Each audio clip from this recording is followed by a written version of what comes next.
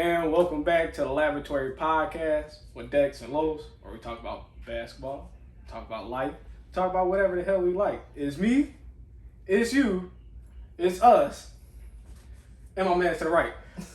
Let's get this shit started. So he forgot one thing. So it's with Dex, Los, and with my boy Rico today. Shout out being the first guest on. How y'all doing? First guest? Oh, yeah. Breaking new grounds. We in this hole. If you gave me a chance, I would have said... He had an oop coming. I know he had one coming. I was going to say, welcome our special guest from the Friendly Fiya Podcast. Oh! The plug. We got to promote here. Yeah, no, I was going to do it. I didn't know you was prepared for that. I was prepared. I wasn't expecting after the Dex and Los. Okay, so I am Rico from the Friendly Fiya Podcast. Shout out my boy G-Baby and Zoo. They lent me over to the Laboratory Podcast to talk about basketball and a bunch of other crazy stuff. I'm excited. I'm a big fan of their podcast, and this should be a lot of fun. From a fan's perspective, this is a lot of fun. Let's get it. It will be a lot of fun. Let's get it. First things first, we're poking at your pain right now. So since the last episode that we recorded, your man's lost.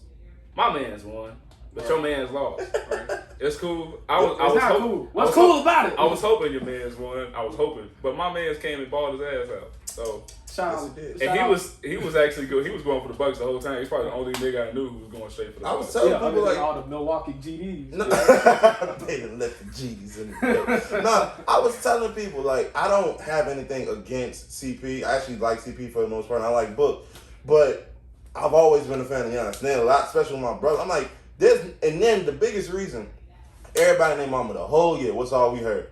Giannis ain't got no bag. Giannis ain't gonna do this. Giannis, all that stuff ain't gonna work in the playoffs, Giannis. It's not gonna work. What'd he do? Average 32 throughout the whole playoffs. Then he gets to the finals and averages 35. No bag, no bag, no bag. And everybody and their mama been like, oh, he just a modern day Shaq. Could you stop Shaq? That's facts. No. Shaq had pound, right hook. Pound, shimmy, left hook. Dunk. Just dunk it. Dunk. Just be heavy and move. I'm just bigger than you. You can't do nothing about that. So I love the fact that he won and shut people up. You can say all you want. He has probably the best resume besides maybe Mike in an 8-year run. And probably better than Mike because I don't think Mike won. Might be better than Mike.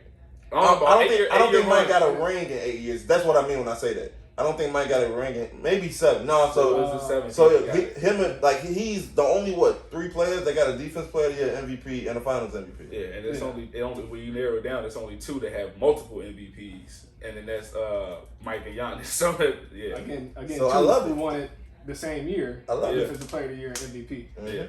I just want to give a shout out to LeBron saying 2 to go. And ain't been 2 since. Nothing else happened after that. So that was bad news, Bears. Skip Bayless was having a field day trying to blame him for that. Right. So as a Chris Paul fan, Chris Paul being my favorite player of all time. Really? Yeah. It's number 1. Oh yeah, number 1. Chris Paul. Did you go to Jones? I did. Isaiah Thomas not your favorite player? I didn't grow up with Isaiah Thomas. Okay. All right. I grew up with CP. I grew up with modern day Isaiah Thomas. So minus the 2 rings. Minus the 2 rings. Yeah. But yeah, being my favorite player. So I was hurt. Obviously I was hurt. Nigga wanted to shed a tear. But I can't not be happy for Giannis. Yeah. Just because I still remember when he was coming in and he was getting drafted. I remember watching NBA TV and they were talking about this kid Giannis. Yeah. He's 6'9" and he runs like a fucking deer. I'm like, that guy's gonna be something one day. I knew it when I seen it. He was passing the ball in Greece. He was doing everything. He was all around. So to actually see him grow into the player that he's become, literally 250 pounds. Literally. So I'm happy for Giannis. Can't be mad, but man, CP dog, man. I'm gonna be real. A lot of that, and I'm never a fan of blaming like one player.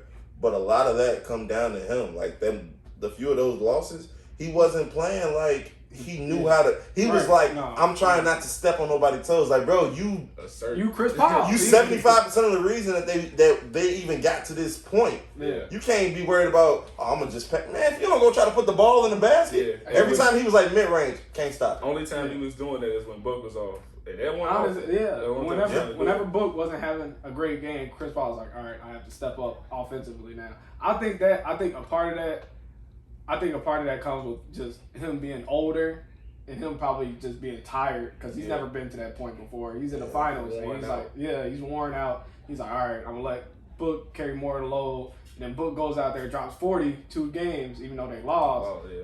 But he's dropping 40. If I was Chris Paul, I'd be like, all right, I'm going to keep feeding him. I'm going to ride the hot hand and see where we go. And then when Book, has that off game, what was it, game 6, the last game, that's when Chris Paul was trying to do something. Yeah, he was stepping up. He was playing too late at that point, though. It's kind of like a catch-22 at that point because it's like you doing what's working, but once it's almost like with Draymond, like once people started leaving the Warriors, it's like, setting screens and feeding Steph is working. But it's like, okay, Steph is by himself. We need you to look at the basket. Sometimes. Oh, well, this is what's been working, so I'm going to just keep doing that. Yeah. It's kind of tough. Is this the end-all, be-all for Chris, do y'all think? That window is close. I think if you're talking about getting a ring wise, then yeah. I don't think unless he goes to like they keep saying like the Lakers. That's the only like way. That's the best situation he stays can go healthy. to. Yeah, and LeBron stays healthy. But I think his window is closed. We literally said like his window was cracked this year. It's probably his only year he has a legit chance to win it. Besides like all the other years, but like years left that he has left. But I don't want him to go to the Lakers. I'm getting tired. I don't want. I think going to the Lakers. I don't think it'll be obviously you can't hurt Chris Paul's legacy. But it's just seen LeBron in the finals forever. I'm tired of it. I want to see new people. I enjoyed these finals thoroughly. Everybody was like, "Oh, it's gonna be lame." The Bucks is in it. Y'all spent 12 years crying about LeBron being the only one to get to the finals. Yeah. The Raptors got there, y'all cried. Yeah. The Heat got there, y'all cried. Yeah. Then all of a sudden the Bucks. Yes, the Bucks. Yeah. The Bucks. Literally. Yes, the Bucks. Yeah. Yeah, so.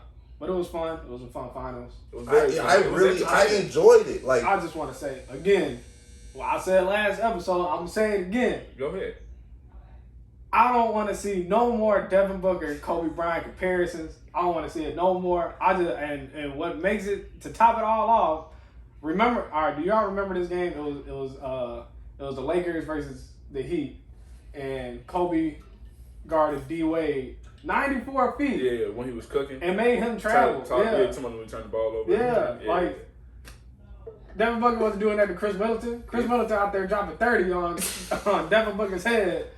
I don't want to see no more D Book. Now D Book, is he a great player? Absolutely. Mm-hmm. But I don't want to hear no more. Oh well, he's gonna be the next Kobe.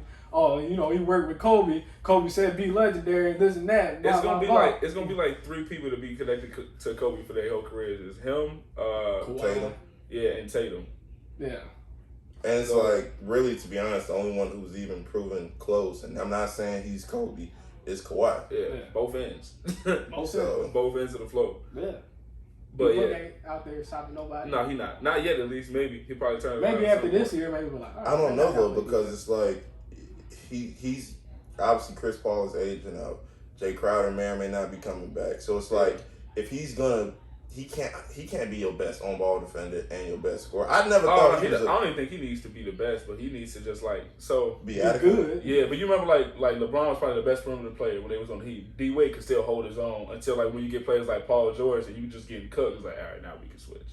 He still have Michael Bridges. Like Michael Bridges locks up. He's only gonna get go more into his body. He's already I feel like a really great defender. Yeah. So that could be your best on ball defender if you got scrappy ass Jay Crowder. Not like you said, you don't know if he's coming back though too. Yeah. But I'm curious if how Michael Bridges' games advance. They the same age, him and D Book. Yeah. So it's like if he puts any type of weight on, not that he necessarily needs to, but at the very least to be a better more physical defender, and he works on his all over game, I can see them being a really nice 1-2 punch down the line. We say that a lot. He lets the game come to him too much. He don't try to chase it. Which I think is best because you got D Book. It's cool, but I think right now they was cool this year because you got Chris Paul. Chris Paul probably your secondary scorer, and then Aiden. But when you say Chris Paul leaves this year, I don't know how likely that is because you just came off the finals, but. If you Michael Bridges and you can get a little bit of a bag, and you can you saw him scoring 23, 25 in playoffs, and the next game he had 8. What he can do. Yeah, and the next game he have 8. He's great as he's literally can cut. He's just not create my own shot. But if he can be Jaylen Brown-esque, that type of dude, I think he can get that. Right now he's a better Ronnie Brewer. All right. I don't know about that one. That's a loose one. That's a real. That was real. I feel like you just disrespect the hell out of Michael Bridges. I was saying he's better than Ronnie Brewer. He's long, he's lanky, he cuts. Yeah, but he can shoot. And Ronnie Brew wasn't that bad as a defender.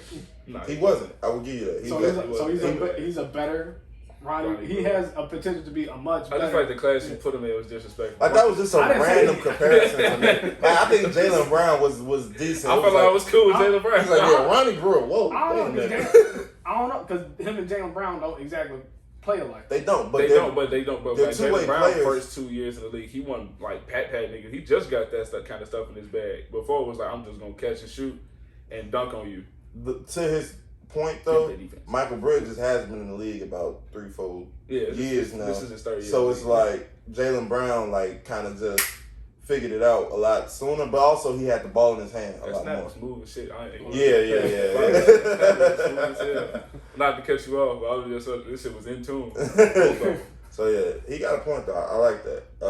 I think Michael Bridges is definitely gonna be a focal point. The biggest thing is when them contracts is up and the money start coming in, who stays, who goes. Yeah. Cam Johnson probably out of the when his contract is up because now somebody gonna pay him. Oh, you can shoot, you can dunk when you need to, you can defend fairly well. Yeah, we'll give you this $45 million bag to come to Detroit. That's fast.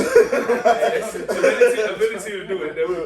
We'll give you this $45 million bag. And it's like, how do you tell somebody not to chase a bag when you can't necessarily guarantee you're gonna make it back to the finals next year, right? You feel me? So facts.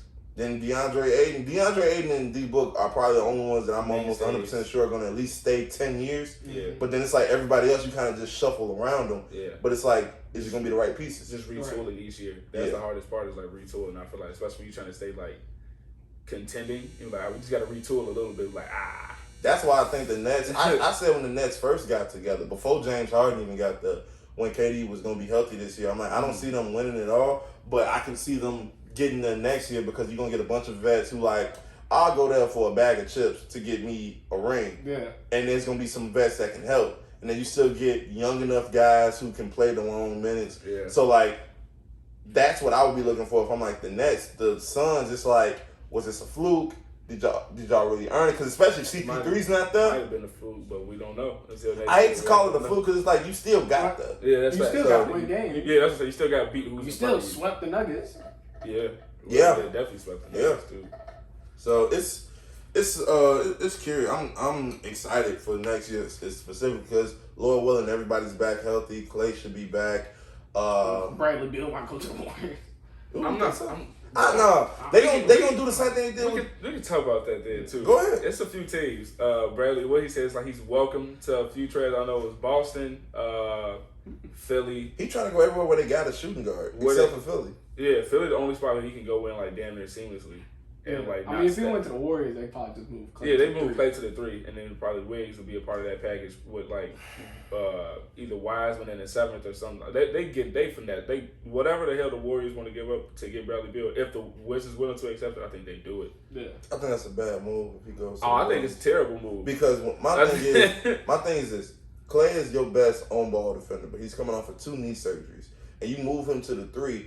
The best players in the league all play the 3. Yeah. Not all, but most of them play the 3 or a big 2. See minutes at the 3. And then it's like Bradley Beal, he's not a scrub on defense, but he's not a lockdown defender. So you're not going to tell him to go guard Paul George. You're going to assign that to Clay. And you're going to try to sacrifice Draymond Green? Yeah. So it's like... It's going to be ugly regardless. I feel it's another team I'm missing. I know it was Philly. That said they was willing to take him? That he was interested in going to or open to going to. I remember Boston. I was like, you just want to be with Jason Tatum. He want to go there. That's his boy. I don't think that would make sense for the Celtics to do that. Cause they turned Tatum into a big one. No, I think they would trade him for. Wait, what you saying? Do they turn Tatum into a? Because I don't see them getting rid of Brown. I think they would for Bradley Beal. That'd be the only one that makes sense. I mean, it would, but it's like Brown he just became an all-star. Yeah, he's clearly your second best player. Facts. So it's like, I wouldn't do you try to make a big 3 out of that and then just make Jason Tatum a big point guard? Oh, you said okay. I don't know what they're doing at point guard anyway now. They don't know what they're doing at point guard. They're gonna try to get Dennis Schroeder in the offseason for. I don't know how much money they got on their books. That nigga not getting no 120. He's not getting no 120, bro. I can't dig it. You just did not do anything for me in the playoffs to be getting 120. This was OKC. He might have been able to finesse. But yeah, we saw you. Yeah. We saw what happened last year. We saw what you just did. Dude. we saw LeBron. We saw. I seen it. So I don't. That's a curious thought though. Yeah, I mean this season was fun. What was your favorite part of the season? For obvious reasons, Chris Paul getting to the finals. All right, what's your least favorite part of the season? Chris Paul losing the finals. All right, cool. What about you, Rico? My favorite part, I think, was to see the growth of. I don't want to say the growth because he's a nigga like 32, but to see Paul George play a lot better this year. Because he had a lot. He had a lot going on, and it's like you never like he said he was dealing with mental things, and like you never want to obviously say he's lying about that. Mm-hmm. But to watch his performance in the playoffs, he had his down moments, but it's like to watch him perform and not just be left in the shadows was a lot of fun. Yeah.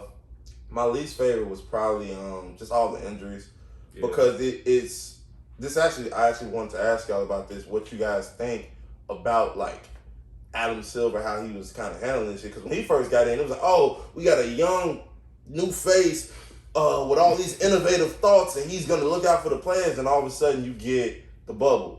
Then you get the following year. Oh, we're not gonna have an All-Star game. Give y'all that 2 weeks to rest. Oh no, the niggas want monies. Okay, All-Star game. Yeah. Then it's like we're gonna condense this season, and then the ones who want to play the Olympics, y'all just gonna have to make it work and stuff like that. Like, how do y'all think he's handled these last 3 years? I think he got some war crimes he got to answer for. I think last season, the bubble was a success because they wanted the season to come back and they found the best way possible to do that. And I think that was great because then major like sports association, whatever, like kind of copied the model of that. Like, we're going to have this bubble type concept. This season, he definitely has crimes to answer for because I don't think we've had way shorter seasons after like lockouts. So I don't think it needs to be 72 games. It didn't need to be that close together. Yeah, that's what I'm saying. They could have did 60, 55 and been fine. I think 55 would have been cool. I always think like 50 to 55 with that like 60 range. You take 12 games off and then you like shorten up the season because what they start late December. Yeah, they could have started like January and then finish like June. 72 That days. way you still like you said the Olympics and stuff too. Well, y'all want to play the Olympics, and unfortunately we got like 3 players who just came straight out the finals, and then 2 days later got on the plane to go to the Olympics. We said it before we recorded. Drew Holiday still had champagne on his breath and had to guard 94 feet. Niggas up 94 feet. So it's just one of those things where I think money is always going to be the number one denominator when it comes to these sports. They don't really care about the health of the players because it's always going to be somebody that can replace them unless it's a LeBron. There's no replacing a LeBron. But anybody else is kind of expendable. Yeah. And like you said, I think 55 to 60 would have been best than pushing it back. Because you're not going to sit here and tell me I just won a championship and in two and a half months I got to do opening night. Yeah. Come on, man. Right off the bat, I think that was the shortest offseason I think in any sports history, damn near, right? I know NBA for sure, but I think like for sure it was like I think any like major sports. That's wild. Yeah. I think Adam Silver, I think he's doing the best job that he can do. Honestly, like I think he has a point where he does listen to his players. Mm-hmm. Like obviously, like again, the bubble, he listened to his players. They said they want the season back, so he brought the season back in the best way possible. But then he also doesn't listen to them because you have to think about, like you said, short off season. They come back real quick. They have the 72-game season, and then they have a play-in tournament still, and then go right into the playoffs. So these guys aren't getting the rest they need. And then even, all right, let's say it like this. Let's say they played the whole season. Somebody made it into the play-in tournament. Somehow they made it to the finals, and they're going to the Olympics. Yeah, they almost no 200-something games. You not getting no rest. Just play 8 months straight. Yeah, so legit, like this like ain't 8 months straight. We can't do this anymore. Like, I got a kid. Like, I got a family at home. No, but it's like, and to go back to last year of the finals, and with the short off season, you saw it. I want to say you saw it in Tyler Hero having an off season where he didn't get any better. Yeah. You know what I'm saying? Like no time to work on your game. Right. So he had a short off season. He had no time to work on his weaknesses. And you go into this season, everybody knows what he does. And he struggled. He struggled this year. Not struggled. Like he got a little bit better. Mm-hmm. I guess point wise and a little bit more productivity, but it's nothing that you expected because he didn't have a full off season to actually work on his game. Yeah. All the highest advancements in players besides maybe Jeremy Grant were players that didn't even make the bubble. So they had nothing but time. Look at Julius Randle. He had nothing but time to get in his bag, get some rest, get his body right. So it's like, what did you expect? Like, none of the all-stars this year, like I said, besides Julius, like, were surprising. Like okay, Zach LaVine too. So it's like, but we kind of expect because eventually he was going. So performance-wise, it made sense. But like, I was curious because I think I texted. I wanted to text you this, but I was like, well, if I'm coming home, I'm gonna just ask you guys' opinion on the play-in tournament, because the way I see it, and this isn't a shot at LeBron or anybody else who was complaining about it.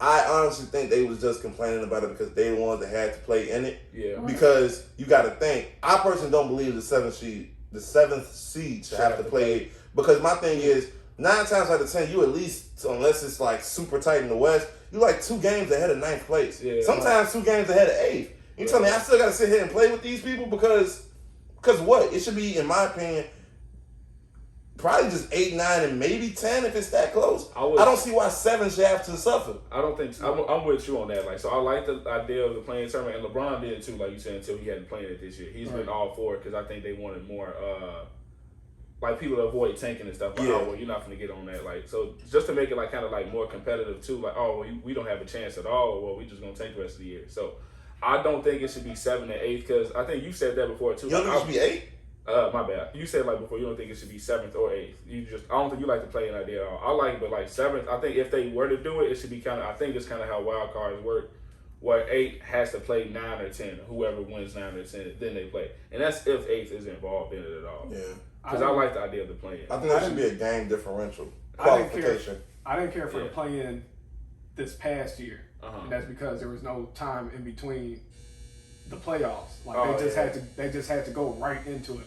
Like that was my only problem with it is that the guys who are playing in the play-in just don't get any rest. Yeah, right. Yeah. Like I feel like if you're gonna have a play-in, let the guys get some rest. Give them like 2 weeks. Yeah, give them 2-3 days, 4, just to figure out a game plan, because you if you're the 10th seed, you don't even know who you're playing. Yeah. You know what I'm saying? Like you have to win this game, you have to win another game just to see who's possible that you're playing. Yeah. So, but that's all I got. Does that fall into kind of like, well, y'all should just be better and y'all wouldn't have to worry about this? That's how I would look at it, because it's like, you can say, oh, we only had 84 hours before our next. Well, if you guys was a better team, this wouldn't be an issue. Y'all wouldn't be in this. So it's kind of like, you lucky we even letting you play, let alone for a potential playoff spot. Right. So don't complain that, oh, we ain't got no time to rest. Well, the winners are chilling, waiting on y'all. Yeah. 1 through 6 is chilling, but I think that, like I said, I think there should be a game differential qualification. Like if the distance between 7 and 8 is half a game, okay, put 7 in the tournament. Yeah. If the difference between 7 and 8 is like 1.5 or up, 7 shouldn't have to deal with it. Just do the math and figure out 8 through 10. You gotta get the MVPA on the farm, man. Call your man Chris. Well, Chris is probably somewhere depressed. Probably don't want to talk to nobody. He probably filming State Farm commercials. That's all he's doing right now. It's so funny. As soon as the game ended, there was a State Farm commercial. I was as soon as the game ended, I'm like, dang. I'd be sad as hell, bro. That's tough. Imagine watching that as film type shit. Well, see what happened right here. Have y'all seen? I don't know if y'all saw it during the game, but have y'all seen like on social media they panned to Devin Booker after the Bucks won? He's like, damn. Yeah. That's how I felt. My man went got a whole haircut during the. He going through it. He got a whole low buzz cut right now in the Olympics. I don't know what a headband. Well, my girl was on his ass. She was like, that nigga lost and changed his whole look. He usually got a fade and then wearing a headband. I ain't never seen this before. That nigga embraced his Mexican side real quick. He was like, enough of this. I'm sick of this. D-Book finna come into next season playing defense. You think so? I don't know about good defense, but just playing defense. He gonna be there. He gonna be there. He might. I don't know. I feel like this has nothing. Like it's only gonna motivate him. Yeah. Especially got a haircut. He's trying to change things up. Add it to the legacy. Yeah. The story of Devin Booker. The story. The backstory. Yeah. His villain origin story. Speaking of villains, Trey Young, what y'all think he do next year? I think the Hawks might be a playoff state if they keep playing like. If he keeps playing how he's playing, I don't know how. I think his effectiveness might be down like the first month, maybe 2 months of the season because they're adjusting those like rules with like the shit that him and James Harden do. More so, really him at this point. I'm so glad, bro. Like, I'm so sick of those. Yeah. You can't keep jumping 40 feet into my chest and trying to get a foul, bro. So they getting rid of that. So I think the first month, maybe 2 months, he's gonna be like taking a minute to get adjusted. And then after that, he's just going to start killing. He still can dime that bitch. He can still shoot. He still got a very, very great floater. Oh, yeah. So it's probably good he not in the Olympics because he would have been trying to jump into everybody. They would have looked at him like, you. What are you doing? Like, sir. What does you want? Sir, why? Stop that. We don't do that here. we don't do that here. I think that rule change is going to affect Chris Paul too. No more jumping in front of people and stopping. Yeah. Oh, they stopping that too? Yeah, that's part of it. That's really like just jump. They said jumping into like the direction of players or something along those lines. I thought the dribbling, like stopping, letting them run you over. Are they nixing that or no? That's gonna be part of it because that's part of what Trey Young does. If you get somebody on your back, then cool. But I think they was looking more so like, well, that's kind of like an offensive foul. If you bumping me and I'm like running my regular path and you happen to get in my way, type shit. And that was a lot of what Trey Young does because once he gets you on his back, he's gonna stop real hard and then throw the ball up. Mm-hmm. So, while we was talking about the Olympics a little bit, what y'all think about Team USA right now? I know it was. I think they're a bunch of bums. I'm not surprised at all. I told folks that my homie G Baby was saying that like this is probably the worst Olympics team we had, and I thought he was kind of tweaking. Like I didn't think we were going to be that good. But I didn't think we was the worst. Yeah. But I see what he means. The biggest thing about Team USA over the years is that we always had the freak athletes. We had everybody that can get to the rim and that's just going to dunk on you from the free throw line. Now we got all shooters. Yeah, we literally have. I watched the game. The only one that was consistently going to the hole was Drew. Drew would get it, pump fake, do whatever he gonna do, put his body in because he stronger than almost everybody. Put his body into him and finish. But then they had a possession. It was like 55 seconds left. They was down by 2. It took 4 threes. Yeah. They would shoot, get the rebound, kick it back out to the 3. Yeah. I mean, they just kept pulling that. I saw that clip too, and I think it was only down 2, right? Yes, 2 or 3 at that. They could have just went to the hole. Yeah, but that those superstar calls that it's a team full of superstars for the most part are used to getting. They're not gonna get over there. The people don't care who you. They don't care about you, bro. And the rules is different. They allow a different level of physicality in FIBA. Like all that touch shit. Nah, this ain't all that flopping not gonna cut it. Yeah, they lucky you not getting like texts and stuff for that because this don't play that shit. And the talent differential. You got to think, and you saw what I tweeted. I blame the Dream Team. The Dream Team made people like, okay, basketball is where the money is at. Let me get my 4-year-old child into a camp in Yugoslavia right now and just have him dribbling the ball. Then they lose in 2004. Oh, okay, USA is beatable. Then you go get KD, Kobe, and LeBron for the next 2 Olympics to just whoop on y'all. So now everybody else is like, oh, y'all think it's sweet? It's not that no more. It's not that. The 2 of the 3 finalists for MVP were foreign-born players. Yeah. It's not sweet no more, bro. It's not. Yeah. I think that's what they think it is. They think it's sweet, and I don't think it's no continuity. And that on top of it, like when like you said, they got like a bunch of like scorers and shooters. It's not a lot of teams. They don't have a true point guard besides Drew. And that nigga probably tired of having to tell people what the fuck to do with this sport. Remember what I brought up last week? Is that the big man, the center. Yeah. All of them are the top 5 best centers in the league right now. Yeah, more than half of them are not from the United States. I think the only one that's from that undoubtedly could play for Team USA. I don't think it's one that undoubtedly could play. Because Bam technically could have played in Nigeria. Yeah. It's Team USA kind of bogus right now. Yeah, so they don't have to go back to the 2008. And 2012 teams, they don't have a Dwight Howard. No Tyson Chandler. We have JaVale McGee. I don't even think he's been playing. Probably not. Because his conditioning and shit. Yeah. So I'm not surprised we got JaVale McGee and Bam. And I love Bam. Other countries just don't like America. They don't either. If I was from another country, I want to knock our heads off too. Yeah. But you got to think. Since they were shorties, everybody's been hearing, oh, well, if you really want to be considered a good basketball player, you got to make it to America and go play in the NBA. Yeah. The biggest thing is our best players, or the other country's best players that play in the NBA, they're by far the best players on their team. So their team can build around them, which is why Evan Fournier can go off for 27. And Gobert can play how he plays because it's like, we know our roles. We're the 2 best players on this team, and y'all know how to support. Everybody on USA, besides JaVale McGee and Keldon Johnson, are the best players on their teams. Yeah, I'm that guy, pal. But they're not that You're guy. not that guy. So, I don't know. It's just like with the Dream Team, we're just that much better than y'all. Y'all are 4-4 trying to guard Michael Jordan coming down and Magic Johnson. And Magic Johnson. I'm posting you up. I'm posting you up coming down and setting up the play. That I can just throw a lob to David Robinson.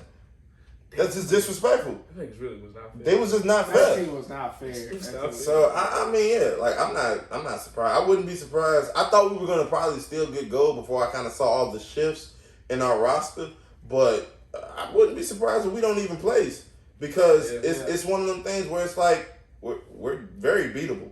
Like I said, we're very beatable. Think of the top 10 players in the NBA. At least 3 or 4 of them are from another country. Yeah, we I think when we did it off the rip, it's like Luka, Joel, and Giannis. 4. That's 4 off the rip, and Jokic. Yeah. That's 4 off the rip. Who real life, like, all right, Our top 10 players. Yeah, it's top 10 players, and they're not even from the USA. So I don't know. I think it's going. I don't know if they don't play. Is Luka top 10 already? I think Luka's top 10. I think Luka's top 10. I don't think he's top 5, but niggas argue top 5. But I'll give him top 10. Top 5 is media pushing him. He's a great player for sure, but I don't know about top 5. I think it's a cool debate. I just don't think it's a long debate. I think let me ask you this, since you're here. This is off topic a little bit. All right. I asked him before. Mm-hmm. Oh my god. Do you think Trey Young is a superstar? Now he is. Okay, thank you. I didn't think he was because the biggest thing was I didn't understand his game a lot. Mm-hmm. Everybody was trying to say he was like Steph. I'm like, I don't see Steph. Like, yeah, he pulls from 3. That's because he's 6 feet tall. Yeah. And so, like, you're not trying to get in the paint. But I also didn't know he was that good of a passer. He averaged like 5 assists throughout the playoffs. Maybe this whole season. So, like, to be the number 1 scorer and still average 5 assists is decent. I think it's more than 5 assists. He was averaging like 10. Oh yeah, I'm telling you, my fault. Yeah. But yeah, I say now he is. If he's not a superstar, he's on the cusp because people love to. Everybody loves to put an asterisk on people's playoff runs. Mm-hmm. Oh well, if so and so wasn't hurt and doing this, that, and the third, they wouldn't have got the. I mean, I would say yes because if you're gonna call Luka a superstar and Trey Young has accomplished more. That's exactly my argument. That was his exact argument. Because I'll ask people, do you think Trey Young's a superstar? And they say no. I say he's right on the cusp. I say, why not? They'll say this, this, and this. I was like, okay, but do you consider Luka a superstar? They're like, yeah. I'm like, okay, they're both from the same draft. Yeah. No, same draft, and Trey has gotten farther right now than he has. The talent gap between Luka and the next best player is shorter than the talent gap between Trey and the next best player. Is shorter than the talent gap between Luka. That's why. Trey has a better team overall. That's the reason why I think he's I don't know if Trey does that in Dallas. That was my example. So if you can I see both sides of the argument. So it's like I personally feel like Luka could take Atlanta's team and do what Trey does. I don't know if Trey can take Dallas's team and does what Luka does because of the fact Luka is 6'7", so he's gonna give you 8 rebounds and all of the extra stuff. Right. Trey is I'm gonna pull from half court because I don't want to get hit, or I'm gonna shoot 1,000,001 free throws because you decided you want to hit me. Yeah. I'm gonna jump 40 feet into your chest. So it's kind of like I don't mean to play both. I hate playing both sides, but I see both sides of the argument. Yeah. So at me personally, I say if he's not a superstar, he's on the cusp. He gets another playoff run like last year, yes. Yeah. Because you can't say Luka, who's had, 3 first round exits, is a superstar and Trey's not. Because he didn't even make the playoffs his first year. Okay, so I would say if he's not a superstar, he's on the cusp. Because he didn't even make an all-star team this year. That's true. He didn't. Because I didn't think he necessarily deserved it the year he was voted in as a starter. Yeah. Because they was like 0-85. Yeah, but they didn't. The reason he got it last year, I think it was the guard play in the East wasn't really shit at that time. I think everybody in the moment was hurt. Yeah. I think that's what I'm saying. I don't think it was really shit last year. Because he started. I think Kyle Lowry was the backup. Yeah. Something like that. It was real lax. Like, this year, I believe he deserved it. He deserved it this year for sure. But, you know. Looking back, for sure. Yeah, but you had to look out for Zach LaVine, though. Yep. And Bradley Beal for getting gypped last year. Yep. They always love trying to repay their sins by chipping somebody else the year after. You're young. You're going to be here for a while. You're going to get gypped. Yeah. Remember when Dame got gypped out the All-Star? And then they made all NBA. Yeah. He earned that shit, though. He loses that. I'm taking it personal. Yeah. Don't worry about it. I'm going to kill y'all. Literally, after that, like, I'm on y'all ass now. Yeah. Yeah, bro. That's a great question, though. It makes me think because now it's like you always going to be on the lookout for Trey to see what he does. To see if he can still live up. Because it's like I said, with the Heat, was that finals a fluke? They got bound. They got swept in the first round. It's a lot of other factors that goes into that. One, Giannis being completely healthy. And then they didn't have, they wanted to say, we got basically the same team. No, y'all don't. Because whether y'all like him or not, Miles Leonard played a huge role in helping them kind of balance the floor out. He helped them space it. He was a decent defender. He's not there. And then you got rid of Kelly Olynyk. Yeah. Racism. That's why he's not there. Racism is why he's not there. But, I mean, we're not going to act like he wasn't a contributing factor. Yeah. So, I mean. You also had Victor Oladipo, who didn't play. He played 4 games for them. He played 4 games. Does he go back? He almost has to. If he's healthy, I think he has to go back. He almost has to because it's like nobody else is going to give you what you feel you deserve because you've been hurt the last 3 years. I think he has. This might be his last year on the contract if he's not a free agent. But I think this is his last year on the contract, so he got to ball out because it's your contract year. Yeah. You only stay healthy. Well, freak athletes, man. He only 6'4" too, so it's not like he gonna just be. He can't just get like an old man game and post you up. Yeah. You gotta. He gonna have to figure it out. Better get some Chris Paul mid-range game or some shit.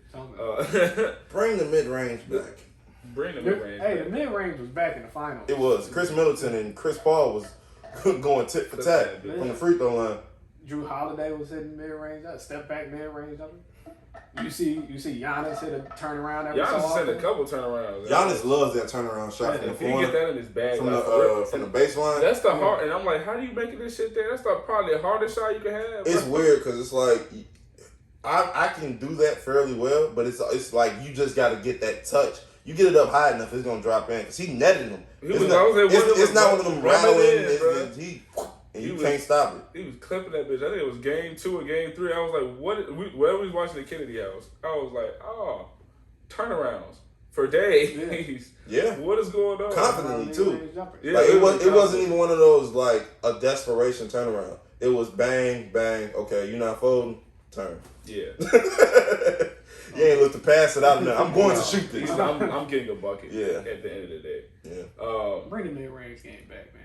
Y'all saw 2 finals teams shoot mid-range jumpers. It was great. Don't always look at the analytics. It was great. It was great. Analytics done killed so much, man. My pops hate analytics. I hate them too. There's like very few of them I think that like are actually worth looking at. When you looking at like if we're having a debate and you go straight to all like the extra. Now if you go to plus minus, I'll be ready to fight. That can't be the first argument out your mouth. You can't like if I'm saying he averaged this, like I get those kind of conversations where he was like, well, technically when the team was off the floor, they were all right. Come on, bro. Like you said, like plus minus. I think to an extent I get it, but like if I just had 40 points, and my bad, I was minus 15. I just had 40. What the hell else you want me to do, bro? Yeah. What the fuck? I'm pretty sure he was trolling, but Zoo was like, oh yeah, because he loved trolling about Giannis. And he was talking about, oh, well, when he got hurt in that Atlanta series, they won them 2 games. They was better with, like, Chris Middleton and Drew Holiday played better with him. Well, of course, because that's 30 points a game, not on the floor. Yeah. Somebody has to step up. Yeah. we don't have to give the ball to somebody else. Yeah. So I'm going to do what I got to do.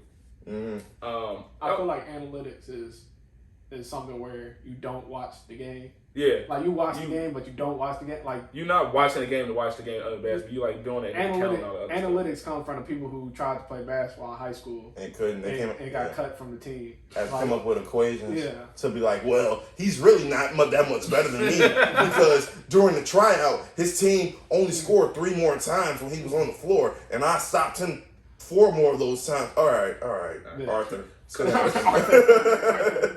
Sit down somewhere. So yesterday we didn't. I don't want to call it a bomb. I think I sent in a group chat. Whoa was grenade yesterday. Small bomb. Wouldn't call it a bomb, but we got the a little bit of smoke. Some smoke that came up. Pelicans and Grizzlies made a trade, basically swapping Jonas and Steven Adams, and I think they got the 10th pick now, right? The Grizzlies got the 10th pick. The Grizzlies got the 10th, and I think a 40th, or they gave up before one of the two, and then they gave up like a 22nd and something else. So I think it's 2 picks were exchanged, and then they threw Jonas to the Pelicans. Steven Adams and Eric Bledsoe, who they say is not going to play. They're going to either are they buying him out, or is either that or trade? Yeah. I was gonna say back to the Bucks. They say he was like, I don't think he's built like that to do that. He just was talking about he was mad, but I don't know. He said he was mad. He was mad that not with the trade. He was mad that like when the Suns and Bucks both made the finals. He's like, I'm furious. Of course, I'll be mad. You should be, motherfucker. You was on both of these teams. You went out of your way to get out of Phoenix. Yeah, just don't want to be here. I don't want to be here. Oh no, I was talking about being with my wife at the hair salon. Yeah, see, shut up, Eric. Well, I like that a lot. I like the trade a lot for the Pelicans because Zion just came off averaging 27 with Steven Adams practically standing right next to him the whole game. Yeah. Not that Jonas is a killer from 3, but he can make it. You have to at least respect him out there for it. So I think that opens the floor for Zion a little bit more, and then you get rid of Eric Bledsoe too. So the thing that scares about them getting rid of Bledsoe, I think they're preparing to keep Lonzo. I don't want Lonzo on the Pelicans. I want Lonzo on the Bulls. I don't think Lonzo wants Lonzo on the Pelicans. He probably don't, but I think they're prepared to match any offer for him. And they're like, all right, well, you don't want to be here. We'll flip you for something. We're not going to let you walk for nothing. Yeah, that's that. I don't know. I liked it for the Pelicans because it gives more space to like Ingram and Zion operate. But do it though, because yes, Jonas can shoot the 3, but Jonas is also he's a post presence. He actually can score on his own in the post. So it's like Zion still lives in the paint. So he does, now. But I think Jonas is a decent passer, but Steven Adams was also not a threat to get an own bucket. So that get like if they come double, if you're crazy enough to double off Zion, that's a dump down. So then what was the point? Okay, then what's the benefit in this for the Grizzlies? I don't know. I actually really like Steven Adams, and he's decent. And he was like when he was with OKC, he was really good in the fast break, and he was good on the screen and roll. But you had players that needed the ball in their hands. Ja is definitely he's more I think even kill, willing to pass and stuff. He wants somebody that can be a threat to get off of him. And it's like, unless Steven Adams has developed the game I don't know about in the offseason, he's going to really just be a bunch of screen and roll. Yeah, it's going to be... Unless he got a screen and pop that I don't know about all of a sudden. He working on it. He was shooting. He was working. He was shooting on it. But it's like, you always going to revert back to what you know. Yeah. So that was just like, because it's like, it's weird when people work in the offseason, you either see an extremes from 1 or 2 levels. They either... Once the real defense comes, they go back to what works, or they go super hard into what they worked on. So like when Jason Tatum was working with Kobe, that whole second year was all post-ups. Yep. It was all post-ups and ISOs. It's like, all right, Jason, hold on. figure your game out first. Get some mid-range back in quick. Let's talk about this real quick. So, yeah. I don't know. I don't see the benefit for the Grizzlies. I don't either. I think they moved up to 10, so I get that they were looking. I think his name is Josh Giddey. Hopefully I say his name right. No, he like a wing. He out of Australia. He like nice, but like like when you got Ja coming into his 3rd year, I don't think you want to give Ja something like all right. So in like 2 years, he gonna be able to alleviate some pressure for you. All right, well I want some pressure alleviated now. What the fuck y'all like? That you just took away my second option. Because Jonas is good for like 16 and 11, I'm pretty sure. Yeah, especially with Jaren Jackson coming off of an injury. Well, does that make Jaren the starting 5? Starting 4. You play him at the 4. Yeah. Does that make Dylan Brooks his second option now? Yeah. I think it's cool. I'm not mad at Dylan Brooks being the second option right now. I feel like Dylan Brooks had a really good second half of the season. He did. And a really good playoff run, even though they went 4-1. It was really good playoffs. Yeah. I didn't realize he was that good of a defender, but also the Grizzlies never made TV. So. Well, not hacks a lot, but he just plays super physical, and being in the NBA now, that's which is funny because the same thing that he does essentially what Drew does. He guards you or tries to guard you 94 feet. He puts his chest into you, but he gets the foul call. That's good. So the reason Drew gets it, Drew hands I think are slicker, and like he'll hit the ball too. Like when somebody brings it across, Dylan does that, but when Dylan does it, he's pushing your whole body, and it's because he's a big ass body. Like if Drew push you a little bit, like if I'm 6'5" and I'm guarding you, and I like rush you in a little bit, you might bounce back a little bit. But when you put that shoulder in for somebody who like 6'7", you might be flying a little bit more. I think Dylan Brooks is a really good defender. Until he runs into LeBron James, because for some reason he talks to LeBron. He talks to everybody, and LeBron just like, don't like it. He was talking to LeBron. He talks shit. He talks to everybody like the last 2 seasons. So he talks to everybody. Goes out there and kills him. Yeah, but the reason it be going viral every time he talks to LeBron is because like Laker fans and shit like that. It be games that you don't watch. We're not gonna watch. There was a game I watched. And Dylan Brooks went at him. I'm like, why? Calm down, bro. That don't sound like that was the best idea. It definitely was not the best idea. And then he went at Donovan Mitchell. Yeah. Donovan Mitchell was like, calm down, big fella. Low key, Donovan was pulling that hole from. Donovan was killing them all. That whole series, that's actually one that made me mad because I was actually looking at the Grizzlies like y'all niggas may pull this off. And then Donovan was just like, I'm pulling from the bench. Like, Jesus. Donovan walked in like, I am like that. So, he got a clip on his ass this shit too. But, shout out my boy Donovan Mitchell. That's how you protect your body, though. You ain't trying to go down like D. Wade did. You break your body down in your 8th year and you can barely get off the ground. You just shoot. Shoot that hoe. Yeah, it's 2 trade rumors that's going around. At least ones that was offered. So I want to talk about the first one that I think was super fucking stupid. Let me know how you really feel. It was super stupid. The Thunder offered Shea and the 6th pick to the Pistons for the number 1 pick. Obviously, I think they were shooting for Cade. So the reason we talk the Pistons said they're not even sure on Cade. So here's the reason why I hate that too.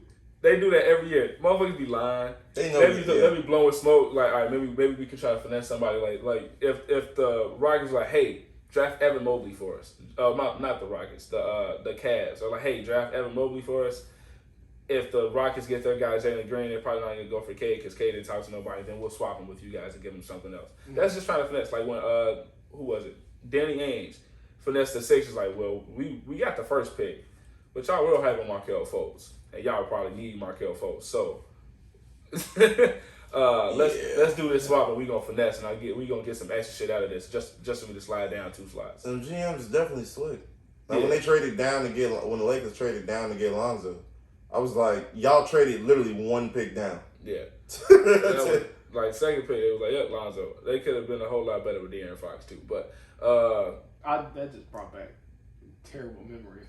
Just thought of when the Bears traded up. One to get Mr. Biscuit. Nobody was. We got Jalen. We got Justin Fields out here now, man. We gonna leave that. Y'all let it go, man. The traumatized in the past. But continue with your. I don't know what the. I know we talked about it briefly before the pod, but like I don't understand that mindset from the. If I was the Pistons, I would have took that shit. I know the reasons like we said beyond that, but like Shea is an established player.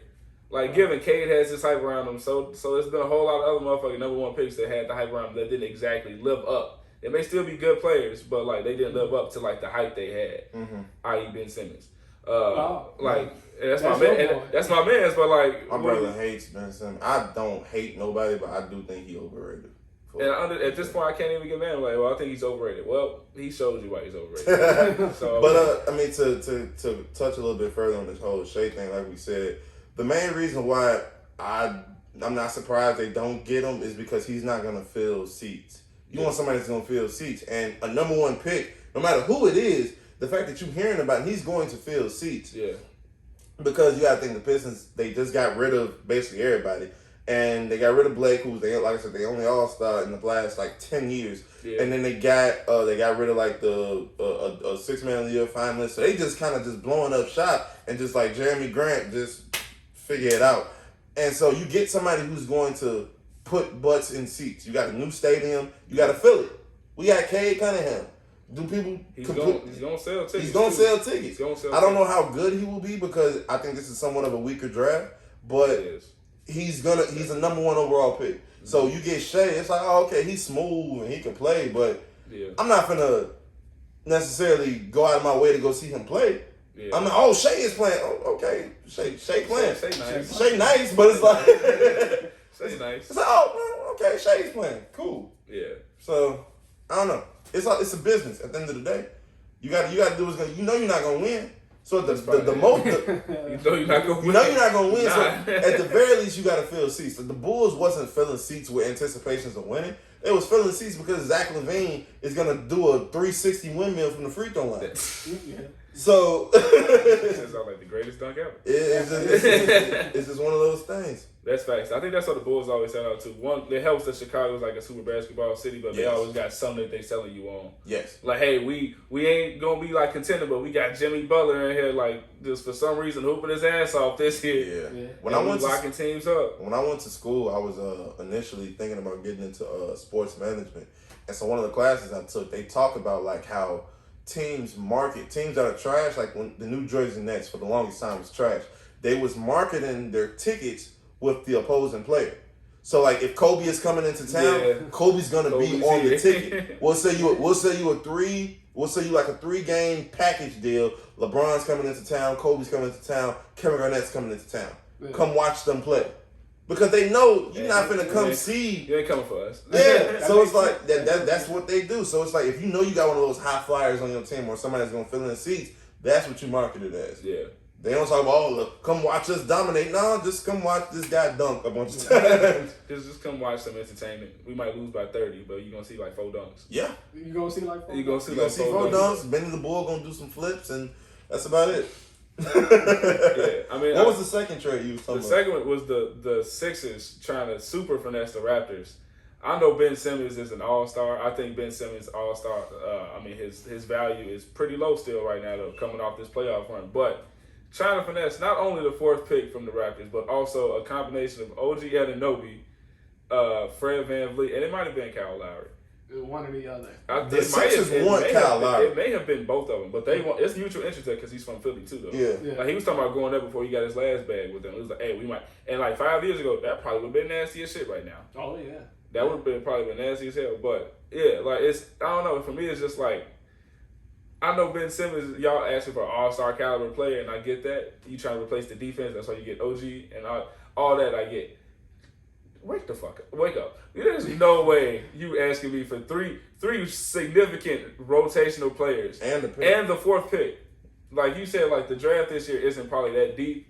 It's like probably one of the weaker draft classes after like maybe 5 to 7. If you picking after that, you're not getting nobody expected right now. There's going to be like timeline changing for your roster. Like there's not like speeding up the process. It's nothing like that. Right. Depending on who you drafting to, it could really be ugly. But no, it's not. It's definitely not worth that. I don't know. I think it might be the team he goes to though. I think it's something in that package. I think is there. Like you could probably do like OG in the 4th or like Fred in the 4th. I wouldn't be mad at that. Or Kyle Lowry in the 4th because the money probably work out better that way. But I don't know. That shit just. You're not going to get your $40 million a year back. Yeah, that's what I'm like. You just got to take that L on that one. And obviously, like I said, it's a business, so you're going to get as much as you can, but you're not going to get the house, the keys, the dog. You're not getting all of that. No, you might get the backyard. You just like they gonna give you the puppy, and that's about it. You gonna have to just deal with that because people watch. Yeah, they act like people don't watch basketball. We watched Ben Simmons not get better numbers wise the last 4 years. Yeah. You can say what you want. Oh well, it's this, that, and the third. Numbers wise, because that's all that apparently matters. He's the same player. Yeah. The exact same player. You can still do hack a man like you could 4 years ago. Yeah. And he has not improved. He hasn't improved scoring wise. Assists and defense, that's great. That's cool. We need you to be able to put the ball in the bucket. Yeah. And so why would I give up a primary scorer in Fred VanVleet, our probably the greatest Raptor of all time, and Kyle Lowry, a draft pick who may or may not be the future of the franchise, and our best on-ball defender, for somebody who can't put the ball. He's a great defender, a great passer, but you ain't gonna be able to pass to nobody because we're giving you everybody. Yeah, that's fact. That's like you gotta. Yeah, there's nobody to pass. So you gonna pass the ball to Siakam? Like so we can do a spin move. So I'm not a fan of that. The Sixers are gonna have to accept reality. I'm pretty sure we say. I say it every time we bring up Ben Simmons. I think their best package is probably gonna be with the Pacers, where you get Malcolm Brogdon and maybe TJ or something. Teams love Malcolm Brogdon and TJ McConnell. I don't see why you wouldn't. You said wait, who? They love TJ McConnell too. Oh yeah. Because they both gonna facilitate and play defense. I can say we said CJ McCollum. I was like, I don't know anybody besides the Blazers who love CJ McCollum. I don't know. I don't think anybody's. I don't. The Blazers he's nice, but the Blazers already said they're not trading him. You definitely played just like fucking CJ McCollum. No passing for anything. No passing at all. All dribbles. They get beneath the 3-point line. The ball is going up. I'm sitting there in the corner like, all right, let me just get back on defense. Let me just throw that hoe up there. It's going in. All right, you got it, bro. Yeah, TJ McCollum is one of those players like even if down the head, man, just flying through with the cheating prick. Oh God, that's not bad. I remember first I'm sitting there like, now mind you, I was like fat at the time, so I'm like, all right, I can see I'm out of shape. I ain't really running. Cool. I had kind of got some weight down. I'm like, all right, cool. I can run now. He was still like, nope. Nah, I'm still keeping. Bro ain't do no moves either. He just dribbled that hole. Like, this is going up. He do one snatch dribble and he take off. You got it, bro. It's your world.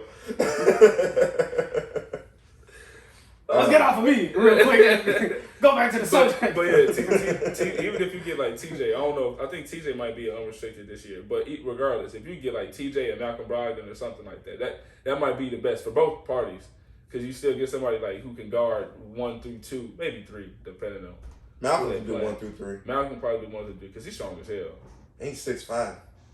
I don't think folks realize how big he actually is. I didn't either. I thought he was like 6'2" or 6'3". He just don't jump. He don't jump. It's weird because it's like when somebody don't got like a stupid vertical, people automatically don't be assuming that they tall. Like he is 6'5" and strong. Stocky as hell. That's a man. That's a strong man. But I think wherever he ends up going, Malcolm Brogdon, I think that it's gonna change a lot because it's like he's a game maintainer. He can give you a random triple double like out of nowhere. Like he's good for 15 points, 8 assists, probably 6 rebounds. Like just on some chilling, like I'm not even trying to take over type stuff. Damn, been 50, 40, 90 at the same time. His whole career, like he's like that. And then TJ McConnell is just scrappy. He gonna bother the other teams. Getting back. TJ McConnell was on the Sixers. I was saying, if he get back to the Sixers, that'd be crazy too. Yeah, they didn't want to get rid of him. They didn't. They wanted to keep him. I think they just couldn't pay him. I like him a lot. Because he just plays hard. Yeah. And he don't really make no mistakes. Like the games I've watched, he doesn't make any mistakes. He don't do too much. Yeah. He plays his role. Yeah, he plays super his role. well. He comes out there and hustles, picking up 94 defense, feet and getting throws like a dime and hits random mid-range jumpers. Yeah, I was saying he got a decent mid-range and a floater. Yeah, a nice floater is nice. You got to talk about the Bulls. I know you don't want to. I don't want to. But we have to. But all right. We do because we got to talk about what they need. I don't mean to take over, but we got to talk about the Bulls. This conversation has to happen. I knew it was gonna happen. It has to. I was hoping you forgot about it. I've had that graphic of Dennis Schroeder to the Bulls in my head since you pressed record. Like you said, every time you see that every time that specific graphic comes up, it's always a lot. But let's just talk about who the Bulls should be pursuing and looking at. All right, it's not Dennis Schroeder. Yeah, not Dennis Schroeder. Yeah, I would. I keep saying I would love to look at Lonzo. I think Lonzo is the perfect fit. A bunch of people said that. They said Woj said the best thing he believes for both parties and for Lonzo's career is for him to go to the Bulls. He gets back in the bigger market. He's gonna put more asses in seats than not necessarily is needed. But bro, a Zoe to Zach Lobb is what the world wants. That's what we need. Or a back door, like it's over with. That's not. You just thought about it. You thought about him with the ball, dribbling with his left hand. All of a sudden, Zach, whoop. Yeah. And he gonna smack the backboard. Yeah. I would just imagine that. I would love Lonzo on the Bulls. I can't think of who else in this free agency class that we have a realistic chance to get that. Because like Kawhi, probably the Niners player option. Kawhi, I don't think. They said Kawhi's going back. Kawhi not leaving LA, bro. I can't see him leaving LA. No matter who he signs with, like he's not gonna be there for a minute. He might miss that's true. Well, It was a partial tear. I don't know. tear, but I still don't know how. They said the rehab is still about the same. Though. I was gonna say, like, I think regardless, like, that's still traumatic as hell for your knee. It might not be as like bad after effects. I have some people struggle to come back, but I think it's still gonna be a minute that he's out. And they've improved that ACL surgery so much since D Rose got hurt that it's like it's one of them things where it's like. Folks, real life be bouncing back the next year, and Zach LaVine. I was gonna say Zach LaVine himself, bro. You literally forget this man lost the whole half of a year. Yeah, he was traded the next year and was like, all right, I'm back. He was literally traded and was like, that's the reason we was he won ACL, he was MCL and meniscus. If it was a meniscus, he shattered his knee almost every other year and comes back dunking on 7-footers. I knew it was meniscus for sure, but I think it might have been MCL, not ACL. He was out, but I think it was MCL. I don't remember until it was ACL. That's a ligament of your knee being torn, like paper. Yeah, and comes back like nothing. I think it was MCL. Is that the one where Pat Bear ran into? Yes, that's when I did. That's when I fuck with him. So and then he was back the next year like nothing happened. So like. Technology has gotten so much better to where they can heal these players. And then also, I think Russ is also just a freak of nature. He is. Well, he scared me. I remember whatever it was his first year back, he dunked the hell out of somebody on the Pistons. We was like, sir, stop. And did a hard stomp after, like not even a regular stomp. He put his whole leg up and then stomped that bitch down. And it was the Pistons. Yeah. Maybe like a putback dunk or something. I remember that. That shit was nasty. It was like, bro, you need to sit down. But what are you doing? I was scared. I was terrified. He dunked on Drummond. He did, yeah. Because I remember the stomp after he did it. I was like, I like that. I didn't. I was scared. I don't even like Russ like that. And I was terrified. I was like, you just got back. Back then, what did you do? Back then, I liked Westbrook. I forgot y'all don't like Westbrook. I'm not a crazy fan. I don't dislike hoes. That's gonna be a clip. I don't like Westbrook. I don't even not like him. I'm just not like super fan of him. But I'm not gonna deny that motherfucker is like top 10 point guard of all time. I just got a notification from Bleacher Report that OKC is willing to trade Shea for sure. It's gonna take a lot to get him, but the Thunder are open to trading him, and the Knicks are eyeing DeRozan and Dinwiddie. Oh, that just reminded me about something. We can talk about that real quick. That first part. DeMar and Dinwiddie. No, I wasn't talking about that. I was talking about the Shea. The first part. Okay. I don't know why they're so willing to give up Shea. Like, that's not your only centrified piece that you have, like, for sure. Because when you have 85 draft picks in the next 60 drafts, why even waste Shea's time? The one thing I will give OKC credit, they do not waste players' primes. If they realize they're not going to win, they will get rid of you. I would get that, but they can still draft. They can just try to draft like they did before. They draft really well. They draft really well, but you're not going to get no good vets that are going to go to OKC. That's why. Well, I was saying they could trade those or something. That's why I assumed he was doing when you stacking draft picks like motherfuckers do on 2K. No, they really want them niggas. They want them niggas there just to be like, welcome to Oklahoma. Like, I mean, if you do it, I respect it. You put him in a nice situation for himself. I think because he's still on a rookie contract right now, right? I don't think he might be. This nigga Shea been in the league for 85 years. I feel like. No, I'm saying he might have signed a max, but I can't remember if this year coming up is his last year on his rookie deal. Or if it's the next, or if this year starts his, I don't know if he has a contract extension yet. This is his, third year in the league? This past year was his... That was the second at OKC. And his first year, he was on the Clippers. His first year with OKC was with Chris Paul. Yeah, so this is his third year, so he might still be on his rookie deal. So you could probably move him this year. I don't know why I feel like he's been in the league longer than that. Because he played like he has, boy. That boy smooth as hell. Yeah, that boy, he been playing at his own pace since he got in. Literally, bro. But I don't know. I can't unless if you put him in a good situation, then like that's great. If you because they do look out for you who you want. Like we saw what they did for like Russ, and what they did for they didn't do it for KD, and what they kind of tried to do for James Harden. They just didn't want to pay James Harden though. That was anyway. We're not gonna live on that. Yeah, we're not gonna. But real quick to go back to the Bulls thing. Oh yeah. Obviously Lonzo to the Bulls would be great, but what the Bulls really need, like, even though they don't necessarily need him. They need a Russell Westbrook type player attitude-wise because the Bulls will never win if they don't have an alpha on the team. I love Zach. Facts. You can be the best player and not be the alpha. That's perfectly fine. Yeah. Like Draymond. Everybody even said when OKC was together, it was like Russ was the leader on the team. KD was just the best player. Yeah. And that's fine. You need, and it can't be like a Udonis Haslem situation. You need somebody who's going to be. You need somebody who's playing and contributing well, not just, he's good for 8, We don't need an OG. You need somebody young or young-ish that's going. You almost need somebody like a Rondo. But it's almost not a lot of players built like that right now. Too. That's why I'm worried about the Bulls, because it's like if Zach was to, like, if I'm hooping and Zach cuss me out, I'm looking at him like, what the fuck are you talking like, about? who are you talking to? Like, but yeah, you the best player, but you're not finna sit here. I'm not finna just automatically listen to everything you say. But you get somebody like, because even Chris Paul and DeAndre Ayton said they had a bunch of fights with each other when they first got there, because Chris is trying to get him to understand, if you play this way, we got the best chance of winning. Yeah. So Zach LaVine, he tell Laurie Marketing, oh, you do this, that, and the third, we got the best chance of winning. Nigga, you ain't won nowhere. Yeah.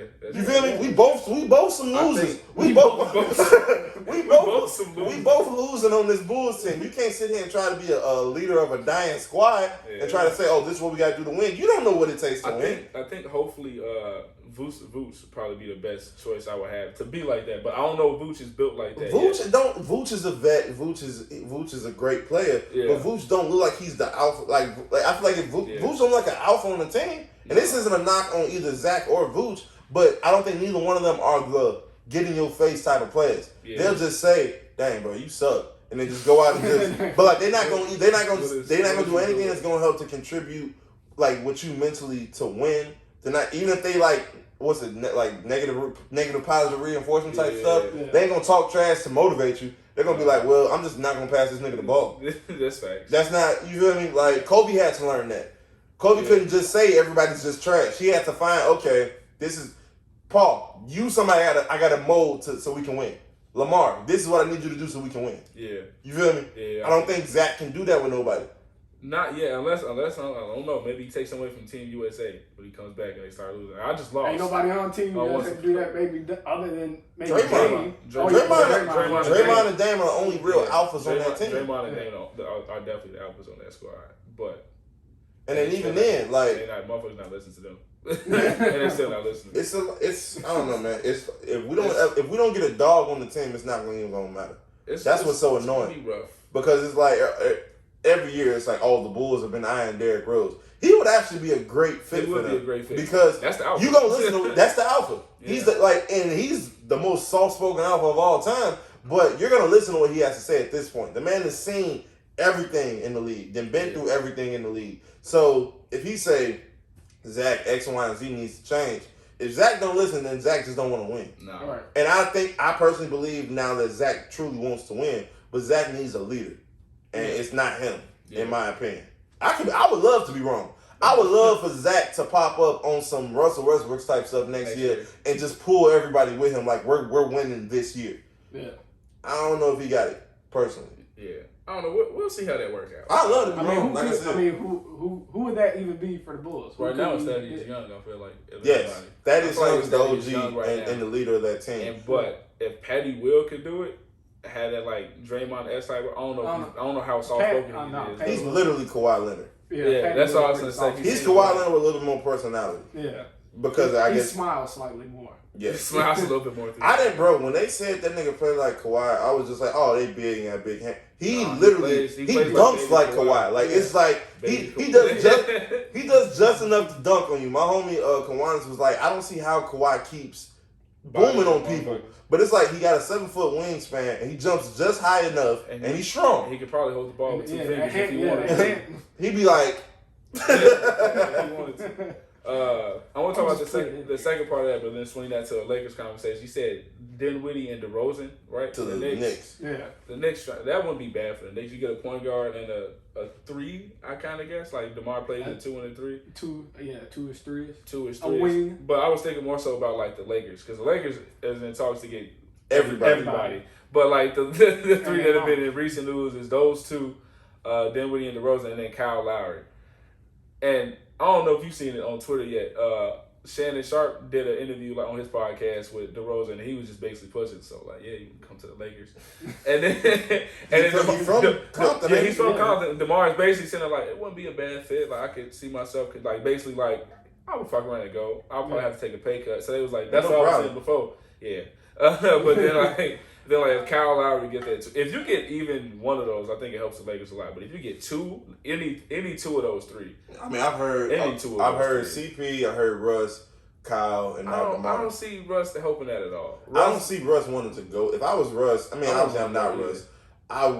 It's tough to say you wouldn't want to play with LeBron, but superstars that have gone to LeBron get diminished a little bit. I feel they ain't no little bit, and that's why I think Kyrie didn't work out because he was like, bro, I'm 22 years old. You're not gonna just tell me I can't be great, like be me. And it's like with somebody like Russ, like he's getting older, and it's like at this point you've accomplished everything. You set records, you got the MVPs, you always made the playoffs, but you always get bounced out. Yeah. So it's like, are you ready to win? Like what do you want to do? And I think Russ would jail to a certain extent, but then it's like he makes a bad shot or a bad shot or two, then what happens? Because you're not gonna just sit here and you're not gonna try to punk Russ. You're not punking Russ. So you're not. Russ fuck around, get there, and then be the alpha that they probably need more so on the team. But you still have LeBron as the alpha. LeBron is just a different type of alpha. I feel like I don't know, and I feel like he wasn't even always like that. Like I think Miami made him like that, like to where he like, okay, I got to be the alpha of this team. Because when somebody has to tell you need to take over because I'm old now, then okay, it's time to wake up. But I don't think him and Russ, even though they seem to be like actually they like each other. They like, but I don't know how well they would gel because of two styles of play, and because LeBron needs the ball in his hand. That's right. I think the only player he'd be willing to play off the ball with right now is damn near. And that's just good. Yeah, he was like, he can shoot. I think Dame will play more off the ball than. I mean, he would. Because now you setting double screens for him to just catch. Yeah. And what you gonna do? Nothing. So I think if they get any of those names though, bro, it could be ugly. I don't see Russ. Who's the best fit? Let's not dance around. Who's the best fit of those? Let's just say four. Let's just say CP, Russ, DeMar. Because then what is not gonna really like. Nah. So let's say those three. Oh yeah, Lowry. I think Lowry's the best fit. Yeah, Kyle Lowry's the best fit at the point because he can play off ball, he can shoot, he can still defend. He motherfuckers like 35, I think, but he can still defend. You just not asking him to lock motherfuckers up the whole season every game. He'll get you those charge calls. He will get you the charges. He's gonna pass the ball. He's gonna shoot. So I think just fit wise, I think he makes the most sense. DeMar probably second, just because DeMar can get his own bucket. That's something that they be missing a lot. It's somebody else who can just create. But see, they say that almost every year LeBron gets a team. Oh, he needs somebody that can create their own shot. He do.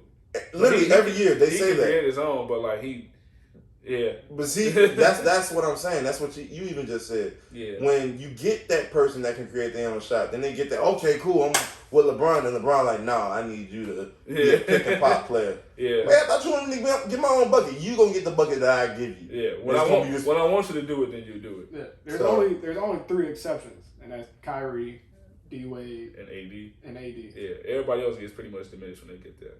Yeah. Kevin Love was out here. Even AD to a degree.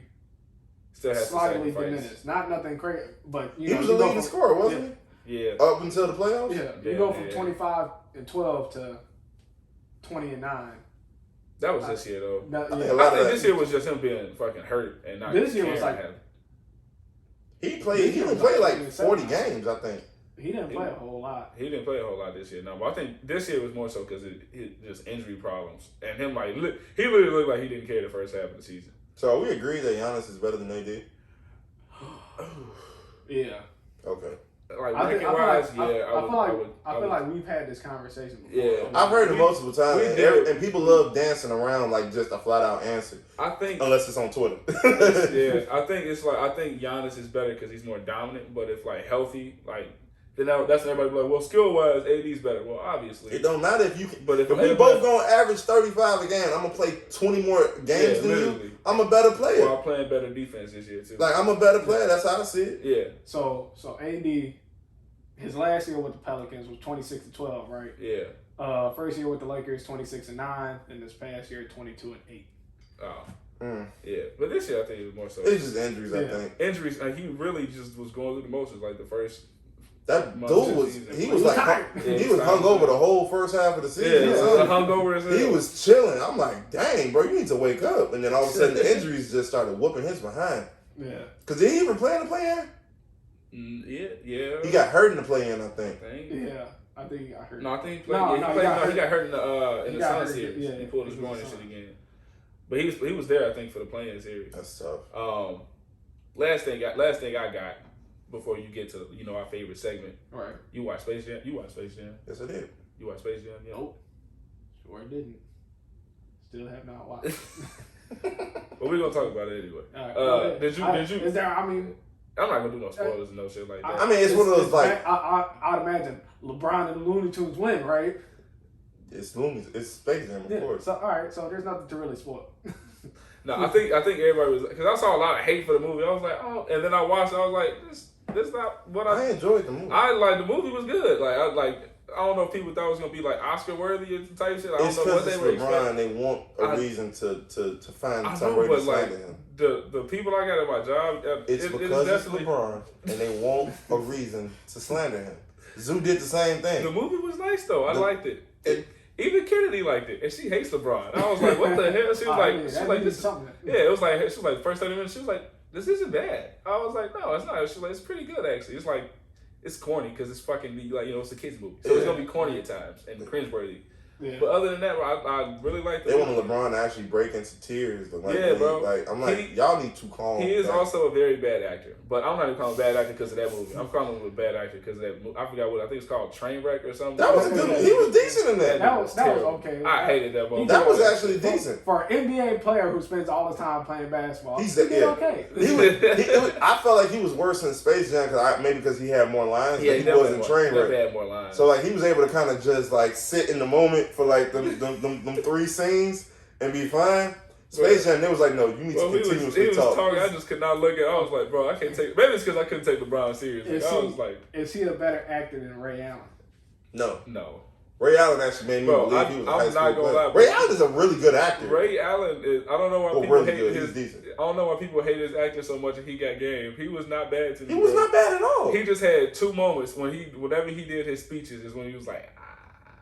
Ray Allen was solid. He was good though. To be the co-star to Denzel, that too. But Denzel's carrying the hell out that movie. I mean, well, yeah. It's Denzel. He's supposed to. But at times, don't get me wrong, because he got game is one of my favorite movies. Right. But Ray Allen, like the serious moments when he's talking down at Denzel, I'm like, I can't take you seriously. That's what I'm saying. When he do his speeches, his speech pattern changes, so it does. It felt like he was reading. It feels like he was literally reading. Yeah, but again, basketball player. Yeah, so I still think the rest of it's only the scenes when he's doing a full blown speech, and when he's talking to his aunt, he was like, I ain't never gonna forget about you and Auntie. Y'all took care of me.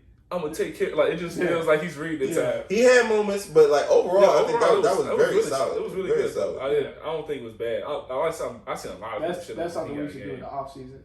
Best basketball movies. Best basketball movies. Best basketball player actors. Hurricane Season is the best basketball movie. Whoa. Shaq is the best basketball actor. Or Blake. No, Shaq's probably the best. Or Blake. Shaq might be the only option. Blake is actually a really good actor. I ain't seen Blake acting nothing. I saw clips. It was some white show. Oh, he was dating the main character or something. Yeah. But no, Hurricane Season because they won. I do like Hurricane Season. Hurricane Season. Kobe and Monique. I'm sorry. I knew what you meant. I heard you, and I'm saying I knew what he meant when you said it. I apologize. Sorry, Brandy. I didn't mean. But no, I think Hurricane Season is my favorite basketball movie. Either that or Glory Road. Glory Road is hella fire, bro. But I think I like Hurricane. I like Hurricane Season because it was these niggas actually won. They won. Coach Carter blew me when them niggas lost. I'm like, dang, y'all trash the first round. Y'all did all this rich money. This nigga didn't fixed it, bro. All because these niggas didn't want to have a 2.2 average. Them niggas was funny. He had to forfeit 5 games. Y'all would have been 15-0, and all of a sudden, I don't want my son to have a C average. What? What did he say? That's a good debate. No, I like Coach Carter. I like talking trash. Might have to bring Rico back for that debate. Yeah. I'm with it. Just let me know. Yeah. I'll be doing that now. All right, it's y'all favorite segment of the week. Do you still do all fact, all cap? Or I ain't had nothing like that for a minute, but I got to bring it back probably for the off season because it's gonna be a lot of cap because it's the off season. Because of the trades and stuff. Yep. All right. So, fact of the week. Right. This week. This one's kind of obvious though. I feel like a lot of people know this one. Why you pick it, bro? Cause not everybody knows it. All right. So 4-point plays. Do y'all know who's the leader? Jamal Crawford. Okay, everybody knows. But do y'all know how many he has though? 53. I was gonna say 54. Oh! I was gonna say 54. Oh, but all right, but do you know who in one season is the leader though? J.R. Smith? No. No. Nate Robinson? Nope. Who James Harden. Really? Yeah, James Harden had 11 4-point plays in the 2018-2019. Hey, you gotta finish it for it to be a 4-point play, not just make the three like you hit the free throw too, right? Okay. Yeah. That's They just saying possibility for 4-point play. It's all the whole thing. Oh, I actually have a fact that I saw yesterday. I was watching. I was on Instagram. I randomly saw it. Rico. So this fact of the week. No, just a random throw in. Pete Maravich is the first person to get $1 million contract offer from the Harlem Globetrotters. When he was leaving college, he got $1 million contract from the ABA, the NBA, and the Harlem Globetrotters. Because it's funny because his dad told him when he was a shorty, he was like, "We ain't got no money to put you in college, so you gonna have to figure out this basketball game." They drilled basketball into him so much. God damn, you hear his story, it's like, I like that fact. Low key, his was better. Just said it on you a little bit. I know. I actually his was truly random. Because I randomly saw it yesterday. I was just sitting there just scrolling. It was like, yeah, he lived a wild life. Like his dad and his parents was like, crazy. It's basketball. You just won't succeed in life. It's either this or you gonna hop on the street, boy. Yeah, basically. So yeah, start hustling. Yeah, y'all know. All right. A white person hustle. What's that? White person hustle. What is he hustling? He's probably shoe shining. I don't know. You never know. Shoe shining or some shit. Yeah. He could have hustled somewhere. Just be white. Yeah, you'll find some success. It was the '70s. He'll figure it out. Yeah, you're not wrong. He'll figure it out. Also to go on Pistol Pete. So y'all remember when he said Pistol Pete said he didn't want to retire at a certain age, and he ended up retiring at a certain age. We said that this is one of the. Yeah. I'm pretty sure that was one of your facts before. Was it? I think, and he died because He's like, I don't want to die at 40 from a heart attack, and dies at 40 from a heart attack. I think you said that on one. That's pretty crazy. It's a tough word. He really spoke his life. He knew what was happening. Yeah. That's all I have for the podcast. I'm gonna let my boy Rico, the artiste, plug himself real quick so y'all can get in tune with my boy. I am on all social media at _Rico, the artist. I do skits, I do rants. I'm starting to get into music and stuff, so just be on the lookout for that. All of the stuff, if you go to my social media, it's linked. I got like a link tree, so it's all connected. Friendly Fiya Podcast, we drop every Monday at about 9 o'clock in the morning. The YouTube videos are usually out by that Tuesday or Wednesday. This week's will be out, Lord willing, by tomorrow around 10 o'clock. I want to once again shout out y'all for bringing me on. This was a lot of fun. I love talking about basketball. Yeah. The Friendly Fiya Podcast, we are celebrating 5 months. We've been shooting for 5 months. Sheesh. Yeah. So shout out once again. No. Shout out to G Baby and Zoo for letting me slide over here real quick. They was giving me hell in the group chat. When I was like, I texted them last night. Literally after you text me, I'm like, let me go ahead and get this out the way because I know they finna tweet. I'm like, yeah, Dex just asked me to help them out on the podcast. So go ahead and get y'all. I'm leaving y'all for their podcast out the way. I woke up, text message, lighting me up. But I appreciate y'all. This is a lot of fun. I'd imagine we probably would do the same thing. Exactly. Just talk exactly. Shit. So we talk on the Friendly Fiya Podcast. For those who don't know, we talk about some of everything. We talk about sports, life, music, whatever's going on in the media. We try to have an overall docket. We usually do a bonus episode that's like one thing centered, so it'll be like all movies or it'll be like all sports. But yeah, if you guys want another laugh, another source of information, check out the Friendly Fiya Podcast. Once again, shout out to the Laboratory Podcast where they talk about basketball life and whatever else they like. Yes, sir. Indeed. shout out the bonus episode. If y'all are also in tune with the Kanye versus Drake, the verses, they have a whole episode dedicated to that it. Is by far that's my favorite episode that y'all have had so really? far. That's my favorite episode, just because it's like literally non-stop. Like they do it like, all right, first 10 songs just them, and after that G Baby wouldn't pick. He kept jumping back and forth. They had the most like that's got the most different comments. Yeah. Indifferent moderator of all time. Yeah. He's like, it was kind of close, man. Y'all got to do the next round though. We did like 50 something. Y'all literally went at least like 5 or 6 rounds. Yeah, so y'all had like, I'm more surprised y'all had 70 songs plus ready for each of y'all artists. Nigga, it took me a minute. I had to go back through my phone, look for some extra Drake ones. I'm like, shoot. Yeah, that's some. But yeah, it was a lot of fun. We appreciate y'all listening. I think my favorite one for y'all so far it was something you was slandering. Y'all was giving y'all top 5 power forwards, and I had to text Dex like right away, like nigga, John Collins. This is before the season started, and I was like, I look bad now. Yeah, so when you said that. John Collins? I feel like I had Both of y'all had John Collins. I think you had him at 4. I think he had him at 5. Yeah. I'm like, why do both of y'all have John Collins in y'all top 5? This is something both of y'all need to answer for right now. I was expecting a bigger jump. Yeah, hey, 20 and 10. I thought he was gonna improve. We thought it was gonna be more than that. No. Step down a little bit, but he did take a step back, didn't he? Did take a step back this year. I thought he was taking a step up. But I think they got better though. I think right after that I said got to put more respect on Domantas Sabonis' name. I think I had him. Oh man, no, you had him. Did I have him 5th? No, one of y'all had him as an honorable mention. I had him. I had Collins 4, and I remember I had Sabonis 5th. Okay, all right. Pretty sure that's how it happened. So either way it goes. Shout out my boy Simmons. Still not as bad as Joe Kimba being top 3 though. Yep, I had to throw that. I forgot about that. I forgot about that. What explain that? Anyways, follow us on social media, all the social medias, whatever you be saying.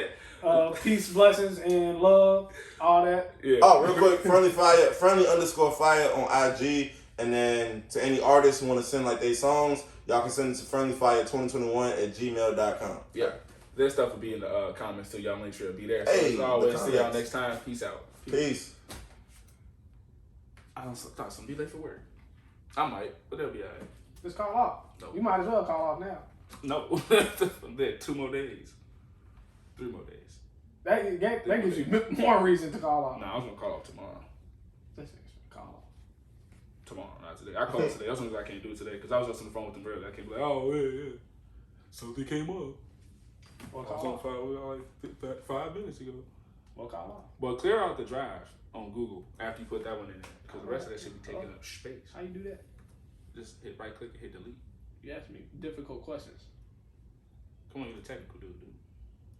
Oh, then that shit's still recording. I'm low key thinking like. That's just remember that shit is still recording. Oh shit.